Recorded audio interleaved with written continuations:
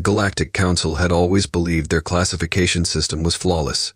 Every species in the galaxy was carefully categorized based on their homeworld's environment, their biological resilience, and their level of aggression. Deathworlders, those from planets too dangerous for civilized life, were rare. Their existence whispered in hushed warnings. Humans were not on that list. But now, disturbing reports were coming in. The evidence was undeniable. Humanity's history of survival defied all logic. Their ability to adapt to the most extreme conditions suggested something terrifying. Had the Galactic Council made a mistake? Had they unknowingly allowed a species more dangerous than any Deathworlder into the heart of Galactic civilization? A secret emergency meeting was called. The Council had only one question: had they just invited the most dangerous species in the galaxy into their midst? The Galactic Council prided itself on its knowledge of the many species that inhabited the cosmos. Every civilization was carefully studied, categorized, and ranked according to its homeworld's environment and biological traits. Planets deemed too hostile for civilized life were labeled Deathworlds. Their inhabitants, if any existed, considered highly dangerous. Humanity, having emerged from a seemingly ordinary world, had never raised any alarms. Their entry into the galactic community was met with mild curiosity, not concern. That changed when the first reports arrived. An automated survey drone scanning an uncharted world detected something unusual. The planet, designated Rex 199, was an inhospitable wasteland. Its surface was battered by constant storms, with toxic air and temperature shifts severe enough to kill in minutes. No known species could survive without advanced environmental suits or heavily shielded habitats. Yet, to the drone's confusion, human life signs appeared deep within the planet's most unstable region. A recovery team was dispatched immediately, expecting to retrieve bodies. What they found instead defied all logic. The humans were alive. More than that, they were thriving. The team discovered a makeshift settlement built from local materials, its structures reinforced to withstand the brutal winds. The humans had adapted, engineering solutions on the fly. They had devised methods to filter the toxic air, repurposed native plants for food, and even tapped underground heat vents for power. Every other species would have perished within days, yet these humans had not only endured but innovated. The rescue crew assumed the humans had been stranded by a crashed ship. When questioned, however, the settlers revealed the truth. They had come voluntarily. They were not survivors of an accident. They were pioneers. Rex 199 had been labeled uninhabitable, so they had decided to prove otherwise. The Council dismissed the incident as an anomaly. Surely these were extreme outliers, reckless explorers who had survived through sheer luck. But then more reports surfaced. A colony ship had vanished near a frozen world, only to be found years later, still inhabited. A human research team had been caught in an atmospheric collapse on a gas giant's moon, yet somehow escaped without casualties. Time and time again, humans defied the natural order. One case could be ignored. Two could be questioned. But a pattern was forming. The Council had always believed Deathworlders were easy to identify. Now, for the first time, they faced an unsettling possibility. Had they misclassified humanity? Had they invited something far more dangerous into the heart of galactic civilization? The Council had barely processed the unsettling reports from Rex 199 when another incident forced them to take notice. This time, there could be no dismissing it as an anomaly. A deep space mining operation on Velmara 7, a tectonically unstable world rich in valuable metals, had suffered a catastrophic collapse. A violent quake triggered a chain reaction of cave-ins, sealing an entire human mining crew inside the planet's underground tunnels. The initial assessment was grim. The tunnels were kilometers deep, surrounded by unstable rock formations, and exposed to extreme temperatures that could melt most equipment within hours. The Council's emergency response teams prepared for the worst. Even with their best excavation technology, digging through the rubble would take weeks. By then, the humans would have suffocated, succumbed to the heat, or been crushed by additional cave-ins. It was a tragedy, but a predictable one. The Council had seen similar disasters before. Except, this time, the outcome defied everything they knew. When rescue teams finally breached the collapsed tunnels, they expected to find remains, if anything at all. Instead, they were greeted by the sight of humans walking out of the darkness, alive. The survivors were battered and exhausted, their uniforms torn and skin burned from the intense heat. Yet, impossibly, they had endured. When questioned, their explanation was as unsettling as their survival itself. Within minutes of the collapse, they had assessed the situation and devised a strategy. Instead of waiting for rescue, they had started digging their own way out. They reinforced tunnels with salvaged support beams, used emergency oxygen reserves sparingly, and even repurposed raw minerals to filter toxic gases. Despite the unbearable heat, they rationed water, slowed their breathing, and pushed their bodies past limits no other species could withstand. And they never lost hope. The most unnerving detail came from the lead scientist analyzing the event. She noted that while other species tended to shut down under extreme duress, humans became more determined. Their problem-solving abilities sharpened in life-or-death scenarios. They treated their own suffering as just another obstacle to overcome. The Council was left speechless. The environmental hazards of Elmara 7 were considered unsurvivable. No species, no matter how resilient, should have lasted more than a few hours. Yet these humans had saved themselves, not through superior technology, but through sheer willpower and adaptation. This was not luck. This was a pattern. The realization sent a wave of unease through the Council chambers. If humans could survive where no one else could, what else were they capable of? Before humanity had ever set foot in the halls of the Galactic Council, they had already encountered one of the most feared warrior species in the known universe. The Vashna, a militaristic race with centuries of conquest behind them, had seen Earth as nothing more than another easy target. Their fleet descended upon the planet with overwhelming force, confident in their impending victory. On paper, humanity had no chance.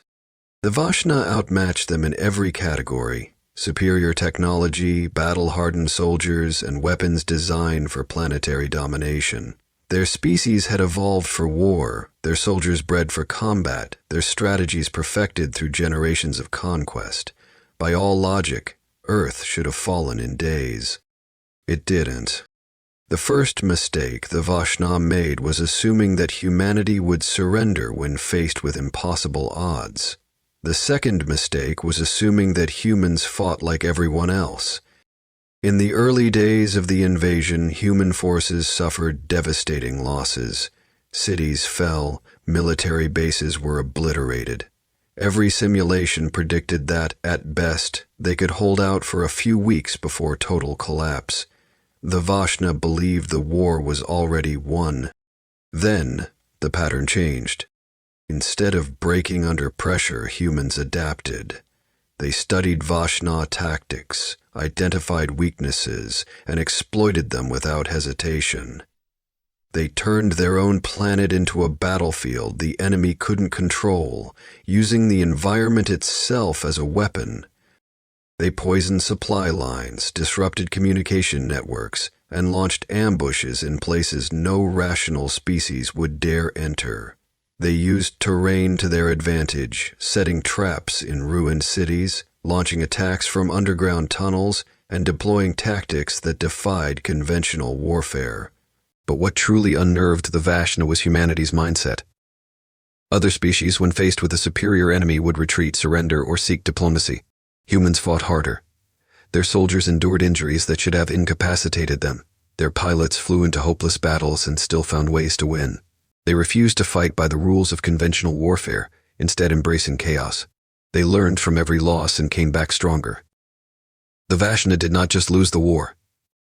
They collapsed. Their forces were driven back, their morale shattered. The once mighty conquerors sued for peace, something they had never done before. And when the war was over, the Vashna never fully recovered. Their expansion halted, their dominance ended. All because they had dared to attack the one species in the galaxy that did not know how to break. The Galactic Council had dismissed this war as just another conflict in the vast history of the cosmos. But now, as more reports surfaced, they were forced to ask themselves, had they underestimated humanity? As the unsettling reports about human resilience continued to surface, the Galactic Council scientists took it upon themselves to conduct a more detailed analysis of the species. They had long assumed that humans were simply a hardy, adaptable race not uncommon in the galaxy. But when they studied human genetics, what they found defied explanation. Humans were not just resilient, they were built for survival in ways that no other species had ever demonstrated. The first major anomaly was their biology's response to injury. Most intelligent species evolved with delicate, fragile bodies, relying on advanced medicine to compensate for their weaknesses. Humans, however, had an internal repair system that seemed almost unnatural.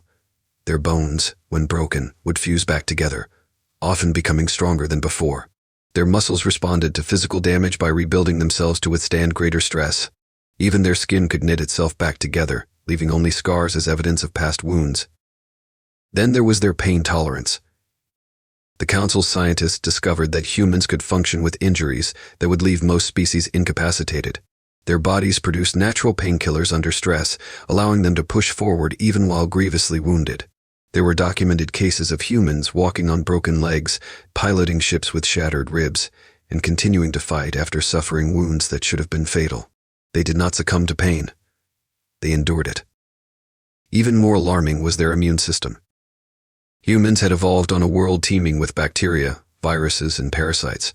Most species were biologically specialized to their own planets, unable to withstand foreign diseases. But humans could survive in nearly any microbial environment. Their immune systems recognized threats, adapted, and eliminated them with terrifying efficiency. Some humans could even develop lifelong immunity after a single exposure. But the most disturbing revelation came when the scientists examined human psychology. Most species had deeply ingrained survival instincts, but humans took it further. In extreme conditions, where others would panic or shut down, humans became more focused, more determined, more dangerous. Their problem-solving abilities sharpened under stress. They could ignore exhaustion, suppress fear, and continue pushing forward when logic dictated they should collapse. They did not surrender to despair. They adapted. This was no mere quirk of evolution. It was a pattern written into their very DNA. Every trait, every ability, every psychological response suggested one terrifying truth. Humans were designed for survival in a way no other species was. The question was no longer whether humanity was a threat. It was whether the galaxy had made a mistake by allowing them in. The Galactic Council scientists had uncovered unsettling truths about human biology, but the true source of their terrifying resilience lay elsewhere. It was not enough to study their genetics. To fully understand humanity, they had to look at the world that had created them, Earth. On first inspection, Earth seemed unremarkable. A terrestrial world orbiting a stable star, with liquid water, a breathable atmosphere, and diverse ecosystems. A seemingly perfect environment for intelligent life to develop, but deeper analysis revealed something horrifying. Earth was a death world in disguise. Unlike the carefully balanced homeworlds of most advanced species, Earth was a planet of chaos.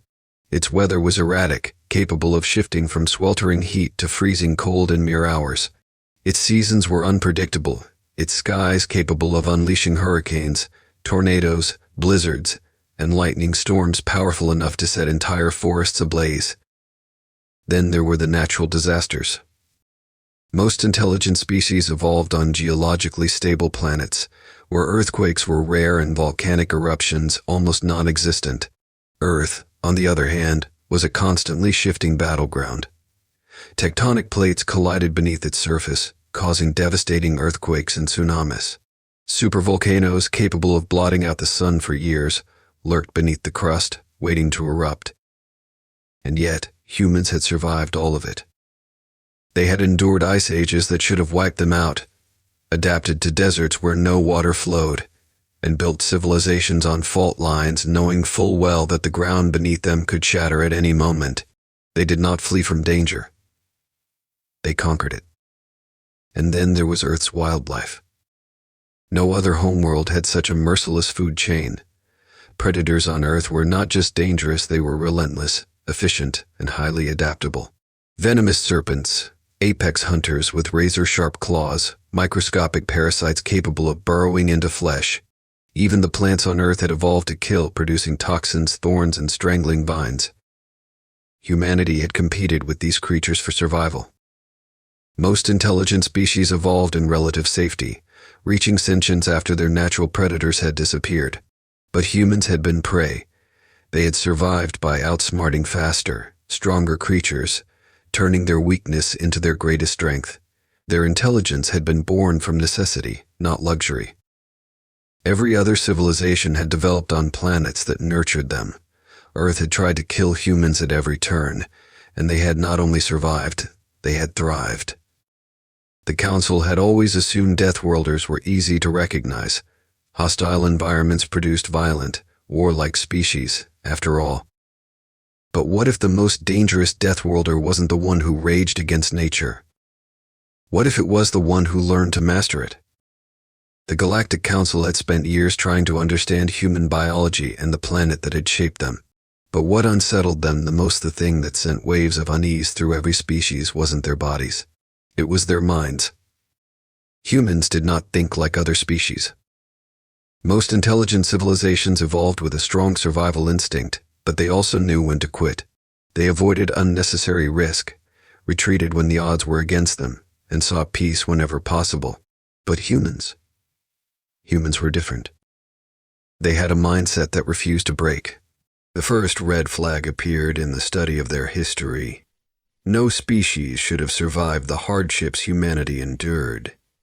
Their civilizations had been born from famine, war, and plagues that would have wiped out others. They fought wars not just for survival, but for ideals, for revenge, for resources, for reasons that defied logic. Even when faced with complete annihilation, they did not surrender. There were documented cases of human soldiers, outnumbered and outgunned, continuing to fight despite knowing they could not win. They did not fear death the way other species did. Some even ran toward it, sacrificing themselves so others could live. But what truly disturbed the Council was humanity's relationship with fear and pain. Other species instinctively avoided suffering. When exposed to trauma, they sought healing, distance, or isolation. But humans adapted. Some even embraced their suffering, using it to fuel their determination. They could endure mental anguish that would shatter other minds. They could push through terror, through loss, through agony, and still come out the other side stronger.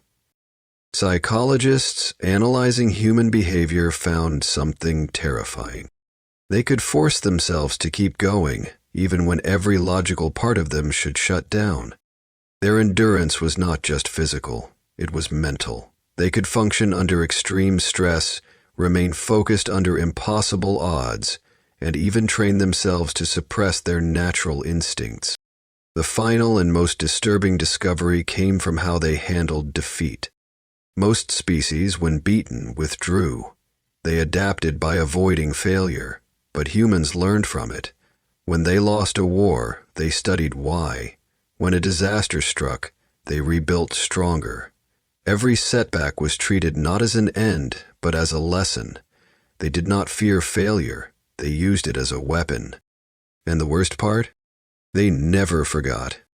Every defeat, every hardship, every painful moment became fuel. They would take their losses, refine their methods, and come back stronger than before. It was no longer a question of whether humanity was dangerous. The question was how long the galaxy had before humanity became unstoppable. The evidence was undeniable. Humanity was unlike any species the Galactic Council had ever encountered. They had survived what should have killed them, thrived where others would have perished, and pushed beyond limits that should have been absolute. Their bodies were engineered for endurance, their minds honed for adversity, and their history marked by relentless adaptation. They were, by every definition, Deathworlders, and the Council had invited them in without realizing the implications. A meeting was called. Every major civilization gathered to decide the fate of humanity. Some argued for immediate containment. They believed that if humanity was left unchecked, it would eventually dominate the galaxy, not through conquest, but through sheer perseverance. Others were even more extreme, proposing a preemptive strike before humans became too powerful to stop.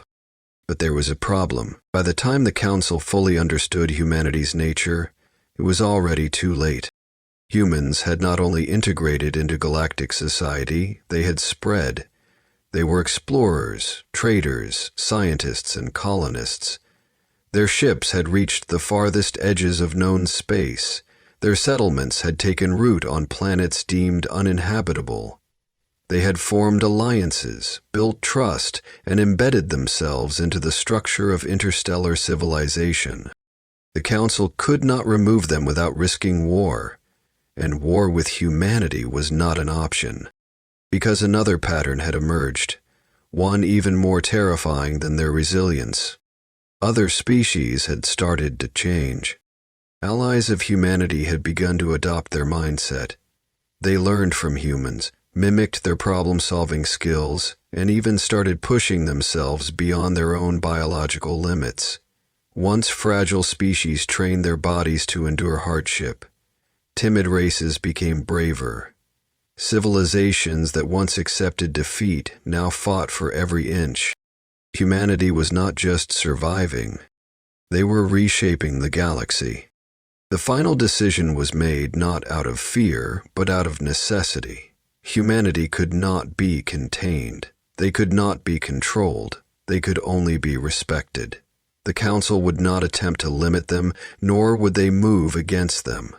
Instead, they would watch. They would learn, and if they were wise, they would adapt before humanity left them behind. As the meeting concluded, an unspoken truth settled over the Council chambers. The most dangerous species in the galaxy was not the one that raged, destroyed, or conquered. It was the one that refused to break. And now, that species was everywhere. If you enjoyed this story, don't forget to like, subscribe, and join us for more thrilling sci-fi tales. Until next time, keep your eyes on the stars.